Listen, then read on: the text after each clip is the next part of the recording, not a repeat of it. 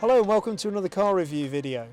Something a little bit different today. I'm here at Porsche HQ in Reading to test drive and review the Porsche 911 992. So I wanted to try the base model Carrera because historically a lot of people, when they go to buy a 911, they sort of go straight to the Carrera S and don't even think about the standard Carrera. But there have been quite a few changes with the 992 model. Some of the changes to the standard Carrera first started in the 991.2 generation of Carrera, when Porsche started adding some of the features that were traditionally only found in the Carrera S, like the Sport button and Porsche stability management. So another reason why I wanted to have a try out of a base model Carrera was that my Porsche history, really. I had a 987 Boxster when they came out, which I really enjoyed owning, a great ownership experience. And I always was looking to trade up and move on to a 911. But unfortunately, or fortunately I should say, family life got in the way, so I ended up having an Audi dad wagon to carry the children and the dog. But I've always thought, you know, is a Carrera a great way into a new 911? So even though some of the things that historically stopped you from thinking about the Carrera have now gone, the thing that Porsche have brought along that's still going to be an arguable point in the pub with your mates is the fact that the base Carrera only has 8-speed PDK. It doesn't get a manual gearbox. That's now reserved as a no-cost option for the S model. You can get a 7-speed ZF gearbox. So another reason is recently road testers and car reviewers like Henry Catchpole and Chris Harris, and also Sam from Seen Through Glass, have mentioned in podcasts and videos that they're a little bit spoiled these days with the cars that they drive, and they would probably overlook a base model Carrera like this because they're used to GT3s and 911 turbos and those kind of things. Hopefully I can give more of a kind of an everyday review so we can understand if the 911 Carrera is a good car that's going to work for everything that you need, from your supercar needs all the way through to your everyday drive. So the Carrera has the same flat six engine as the Carrera S, but it's down on horsepower. It has 385 horsepower as opposed to the S model's 450 horsepower. Also the turbos are slightly different as well. So obviously this 911 is rear engine, rear wheel drive. It's got suspension wise, it's McPherson struts at the front and multi-link at the rear.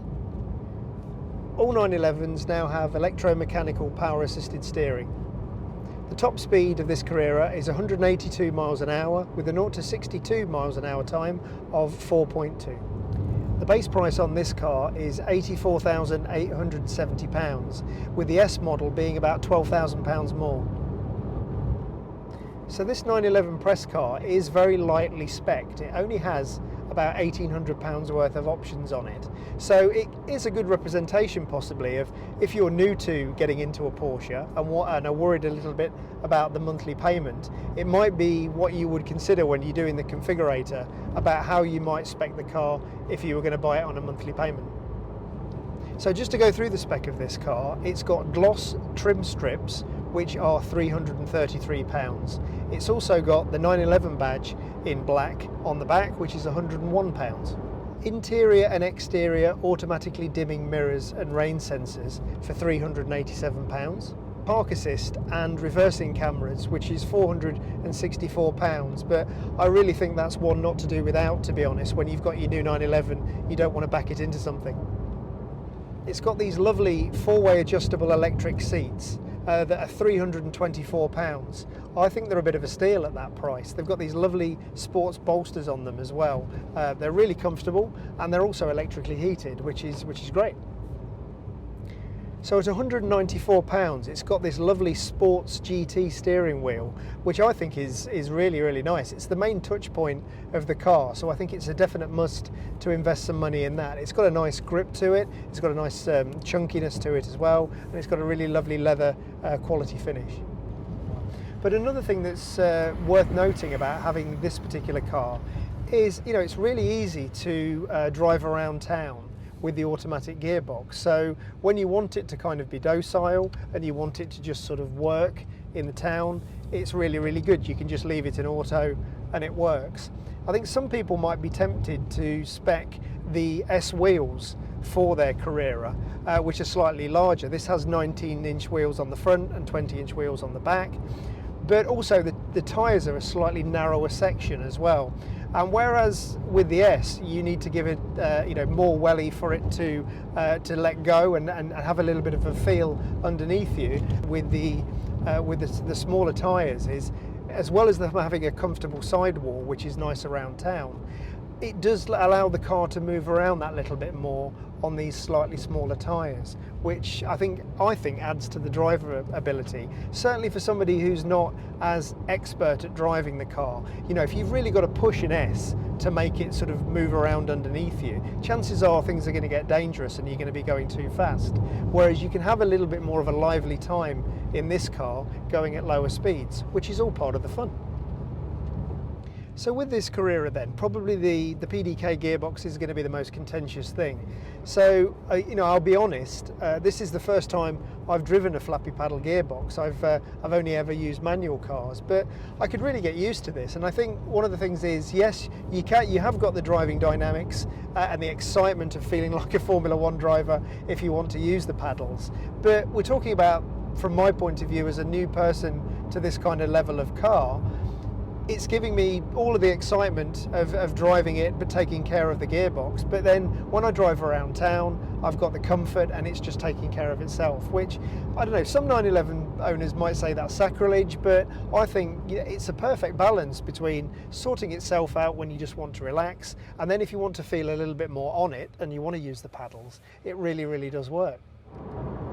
And also, one of the things that's really nice about it actually is it blips on downshift, so you get that really nice sort of racing driver feel. I'm not particularly any good at heel and towing, but you do get that lovely kind of sound when you change down, which is really, really addictive. So if you go into the settings on the screen here, we've got the option of sport mode, which instantly you hear a change to the exhaust, and the suspension firms up as well, and the spoiler comes up too, and it really makes for a kind of a more raucous, more engaging drive. You get a little bit more of a blip on the exhaust as well when you change down,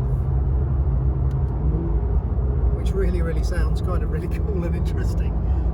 So you kind of, you're pottering around town car, where it's really nice and docile for doing that. Really comes alive when you hit the sport button. It's really, really good. It just makes you want to change down all the time though, that's the problem. So this particular Carrera is 1505 kilograms, which is 50 kilograms heavier than the 991.2 generation, but it's still 10 kilograms lighter than the S model. Most of the body now is all aluminium, as I mentioned. So one of the things that's interesting about that is some people have thought of the 992 generation as just a bit of a facelift, but it really isn't. There's a big change in this car with the aluminium body. You can specify Carrera S wheels from the factory, as well as the sports exhaust on the Carrera. I probably wouldn't bother with the Carrera S wheels, even though they look better. Like I say, it's nicer to have that little bit more feel on the standard wheels, and for an everyday car, having those softer tyres might be a must. But I'll bow to Henry Catchpold's greater knowledge and probably say yes, maybe you should specify the sports exhaust. One of the things I've always been impressed with Porsches is the quality of the interiors. There's always a lot of talk in the motoring press about Audi interiors and how amazing they are from a design point of view and a materials quality point of view. But Porsche just seems to sort of quietly get on with making these really solid and lovely bulletproof interiors that, as Harry said on Harry's Garage, feel like it'll last for 100 years. It really does feel like a sort of £80,000 and above product. So in here, it's kind of thoroughly modern while also evoking the feel of the older 911s. I think, myself, more so than the 991 generation. This new 992 interior really is ultra modern. It's kind of got a 10.9-inch centre screen, and it's also got a digital instrument binnacle as well. But the passenger side sort of evokes the glove box area of the early sort of air-cooled 1960s 911. So it's a fantastic mix of old and modern all at the same time. So one of the areas where the 911 interior really does feel bang up to date is this central screen multimedia area. The graphics are really sharp and crisp. It's a really high resolution display. You've got gesture motion with rotating fingers and things like that, just like you'd find in some of the VW group products. I really like the tiled home screen where you can configure it to exactly what you want on your particular screen. It's just like your phone, so it's a really nice bit of personalization. Some reviewers haven't really liked this gear selector for the PDK, which is new to the 992 model. I really like it. I think it's got a lovely positive action to it. It feels quite special. It's got nice knurling on the top surfaces as well, which reflect the buttons that are underneath the screen. So I really haven't got a problem with it. I think it's really nice. So practicality probably isn't the number one thing on your mind when you're thinking about buying a 911. But a 911 is seen as a usable supercar. The seats are very comfortable, even if you're going on a long journey. We have heard Harry on Harry's Garage say that the decibel level is quite high for a GT car, and I think he's probably right, but I think it's manageable really, to be honest. I think it's livable, and it's always very hard to keep the interior quiet when you've got such big tyres, which might be another reason maybe to avoid the S's tyres. A lot of people have made comparisons between this car and a Porsche Cayman, but one of the things that this car has that doesn't is back there. There's some back seats. It's fine for dropping off at school and short trips. Practicality is made even better by the front boot. You've got 132 litres in the front, which is more than enough for a weekend away with a few squashy bags, or at a push a week's shop at the supermarket. So that seems pretty practical to me. So, styling. From a styling point of view, I really like the 992 generation of the 911. I think it really sums up what I think a 911 should be.